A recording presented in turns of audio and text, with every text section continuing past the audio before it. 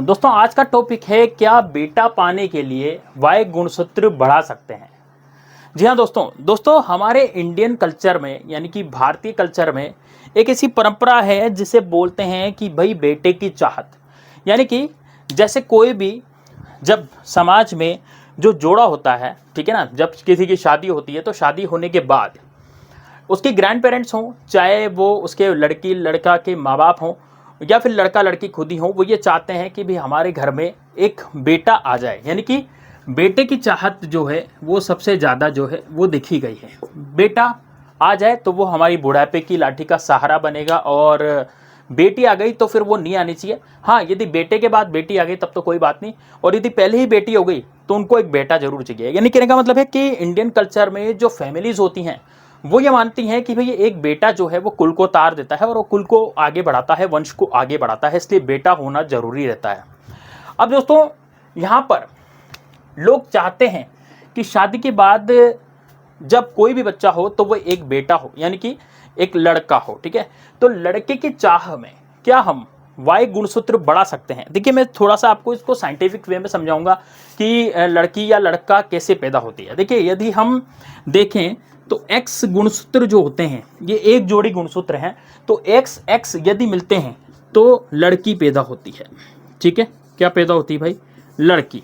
और यदि एक्स और वाई गुणसूत्र मिलते हैं तो ये मिलाकर के पैदा करते हैं लड़का, ठीक है। तो ये लड़का पैदा करते हैं, यानी कि हमें एक जोड़ी जो गुणसूत्र चाहिए वो एक्स चाहिए और वाई चाहिए। अब बात करते हैं कि जब लड़का और लड़की आपस में निषेचन करते हैं, आपस में फर्टिलाइजेशन करते हैं, तो उसके बाद क्या होता है, लड़की में एक जोड़ी, अभी जैसे लड़की की बात करूं तो क्या होते हैं, इसमें एक्स एक्स होते हैं, और लड़के में क्या होते हैं, एक्स और वाई। यानी कि एक्स वाला जो गुणसूत्र होता है वो लड़की के लिए होता है और वाई वाला जो गुणसूत्र होता है वो लड़के के लिए होता है। यदि एक्स और वाई दोनों मिल जाएं तो लड़का पैदा होगा, और एक्स एक्स दोनों मिले तो फिर लड़की पैदा होगी। तो यानी कि लड़की में तो हमेशा एक्स एक्स क्रोमोसोम या गुणसूत्र ही रहते हैं, लेकिन लड़का जिम्मेदार होता है, जब किसी की शादी होती है ना लड़के लड़की की, तो लड़का ही जिम्मेदार होता है कि बेटा पैदा होगा या फिर लड़की पैदा या बेटी पैदा होगी। इसमें कौन जिम्मेदार होता है? लड़का। लेकिन ब्लेम किस पे डाल देते हैं? लड़की पे। लड़की पे ब्लेम डाल देते हैं, भाई तेरे 3-4 बार से जो है लड़कियां ही पैदा हो रही है, तू तो बेकार है, तू बेटियां ही पैदा करेगी। इस तरह से लोग सोचते हैं, ठीक है। लेकिन जिम्मेदार कौन होता है असलियत में? यदि हम साइंस की भाषा में देखें, लड़का जिम्मेदार होता है किसी भी लड़की या लड़के के पैदा होने के लिए, ठीक है। क्योंकि इसमें क्या है, एक्स भी है, एक्स किसके लिए? लड़की के लिए, और वाई किसके लिए? लड़के के लिए। तो अभी हम यहाँ पर देखें, क्या हम इसको बढ़ा सकते हैं क्या, है ना? लड़के के जो गुणसूत्र होते हैं क्या उसमें वाई की संख्या बढ़ा सकते हैं, है ना? वाई की संख्या बढ़ जाएगी तो ऑटोमेटिकली लड़के पैदा होने लग जाएंगे। देखिए, यहाँ पर ये ओवरी सिस्टम है, ये महिला रिप्रोडक्शन सिस्टम है, यानी कि ह्यूमन रिप्रोडक्शन सिस्टम। यहाँ पर आप देख रहे हैं ये ओवरी है, यहाँ पर योनि है, और यहाँ पर आप देख सकते हैं ये फेलोपियन ट्यूब है। ये लड़की का ओवरी सिस्टम है, और यहाँ पर जो है बच्चा जो है वो पलता है, ठीक है। लेकिन दोस्तों यहाँ पर क्या होता है, जब लड़के के एक्स वाई क्रोमोसोम अंदर जाते हैं, यानी कि जो शुक्राणु हैं वो शुक्राणु जो अंदर जाते हैं ऐसे,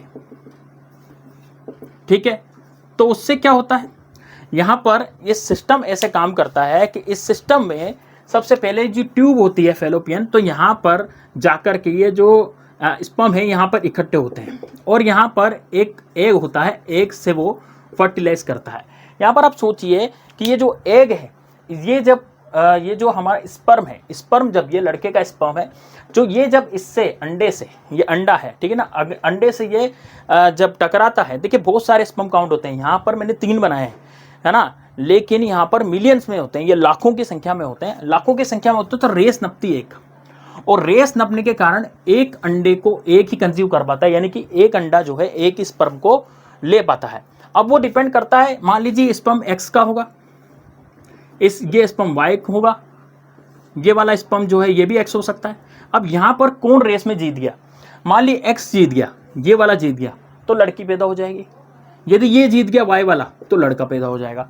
तो भाई ये तो किस्मत का खेल होता है। यहाँ पर आप वाई गुणसूत्र को नहीं बढ़ा सकते, क्योंकि यहाँ पर क्या है कि जो स्पर्म है ना, मान लीजिए ये एक्स है, ये वाई वाला ही एक्स है। हाँ, इतना जरूर हो सकता है कि जैसे जो स्पर्म काउंट होता है, तो स्पर्म काउंट बढ़ने से, स्पर्म काउंट का मतलब क्या हो गया कि जो वीर्य है लड़के का, उसमें स्पर्म काउंट यानी कि उसमें ये जो स्पर्म है इसकी संख्या को बढ़ाना। जैसे मान लीजिए कि कुछ थोड़े से एमएल में, थोड़ा सा हम एमएल की बात करें मिलीलीटर में, तो उसमें मान लीजिए 100 हैं और यदि स्पर्म काउंट बढ़ गया तो 150 200 भी हो सकते हैं। तो यहाँ पर ये हो सकता है कि हाँ भाई वाई वाले ज़्यादा हों और एक्स वाले कम हो तो चांसेस लड़के होने के ज़्यादा हो जाते हैं। और यदि किसी के स्पर्म काउंट में एक्स ही एक्स हो, वाई हो ही नहीं, एक आधी वाई हो, तो रेस में नहीं जीत पाया तो फिर लड़की पैदा होगी। तो यहाँ पर हम ये नहीं कह सकते कि भाई इसमें जो है एक्स बढ़ा दो या वाई बढ़ा दो या फिर इसको बढ़ाने से जो है लड़का पैदा होने के चांसेस बढ़ जाएंगे। यदि ऐसा होता तो इस भारत देश में केवल लड़के लड़के होते, क्योंकि कोई भी नहीं चाहता है कि हमारे घर में लड़की पैदा हो। देखिए ये बिल्कुल कड़वी बात है, सच्चाई की बात है, लेकिन मैंने आपको बता दी, ठीक है। तो यहाँ पर सभी ये चाहते हैं कि हमारे घर में लड़का हो। हाँ, लड़का पैदा होने के बाद एक लड़की लोग चाहने लगते हैं कि यार ठीक है चलो एक लड़का हो गया तो हमारी एक लड़की हो जाएगी, या फिर लोग सोचते हैं कि 3-4 लड़कियां हो गई अब एक लड़का होना चाहिए। तो यानी लड़की की चाह में लड़कियां बहुत सारी पैदा करते थे, और यदि लड़का हो जाता है तो हो सकता है स्टॉपेज लगा दें। लेकिन दोस्तों यहाँ पर यह कहना बहुत मुश्किल होगा कि बेटा पाने के लिए आप वाई गुणसूत्र को बढ़ा सकते हैं। बिल्कुल भी नहीं बढ़ा सकते। ये हमारे हाथ में नहीं, ये नेचर के हाथ में है। नेचर के हिसाब से ही ये होता है। और मैं तो ये कहता हूँ कि तो एक तरह की रेस है। यहाँ पर ये जो स्पर्म है ना व्यक्ति का, ये रेस न पा रहा है। मान लीजिए इस स्पर्म में एक्स बहुत कम है और वाई है। आपने देखे होंगे बहुत सारी ऐसी फैमिलीज होती हैं जहाँ पर केवल लड़के लड़के पैदा होते हैं। अब ऐसा क्यों होता है? लड़के इसलिए पैदा होते हैं क्योंकि यहाँ पर जो वो मेल्स हैं, उस परिवार के जो मेल्स हैं, उनमें जो स्पर्म काउंट है उसमें से वाई गुणसूत्र सबसे ज़्यादा है, ठीक है। और रेस में हमेशा कौन जीतते हैं? वाई जीतते हैं उनकी फैमिली में। मैं उनकी फैमिली की बात कर रहा हूँ जो जहाँ पर लड़के लड़के पैदा होते हैं, ठीक है ना। आपने देखे होंगे ऐसी बहुत सी फैमिलीज हैं जहाँ लड़के लड़के पैदा होती है, पीढ़ियों से लड़कियां पैदा होती जा रही है। मतलब कहने का मतलब है आज भी लड़कियां थी, कल भी और लड़कियां हैं, और मतलब थोक के भाव से लड़कियां पैदा हो रही है। तो इसका मतलब क्या हुआ? उनके जो मेल्स हैं, उनके जो घर में मेल यानी पुरुष हैं, उनके स्पर्म काउंट में एक्स क्रोमोसोम है, एक्स से एक्स गुणसूत्र हैं। तो एक्स गुणसूत्र की वजह से वो लड़कियां पैदा होती है। और जिनके स्पर्म काउंट में वाई वाला जीत जाता है, यानी कि वाई रेस न पाके और बढ़िया जीत जाता है, अंडे पे पहुंच जाता है, तो फिर वो लड़का ही पैदा करेगा। तो दोस्तों यहाँ पर हम ये नहीं कह सकते भैया कि यहाँ पर जो है मतलब वाई गुणसूत्र बढ़ा करके और लड़का पैदा किया जा सकता है, ऐसा हम नहीं बोल सकते। तो दोस्तों ये बिल्कुल नेचर पर डिपेंड करता है। आप दोस्तों मेरे चैनल पर नए हैं तो चैनल को सब्सक्राइब जरूर कर दीजिएगा, बेल आइकन जरूर दबाइएगा, ज़्यादा से ज़्यादा लाइक कीजिएगा, वीडियो को ज़्यादा से ज़्यादा शेयर कीजिएगा, और दोस्तों ज़्यादा से ज़्यादा लोगों के पास पहुंचाइएगा। आज दोस्तों सेक्सुअल अवेयरनेस लोगों के पास नहीं है, सेक्स एजुकेशन की लोगों को कमी है, इसके कारण लोग परेशान होते हैं। तो हमने चैनल का हमारा माध्यम यही है कि हम आपको बायोलॉजी पढ़ाएं और मेडिकल साइंसेस के बारे में आपको हम रुचि दिखाएं, और यहाँ पर आप तरह तरह की बातें, तरह की चीज़ें सीखेंगे जो कि फैमिली वाले आपसे बिल्कुल भी नहीं करते।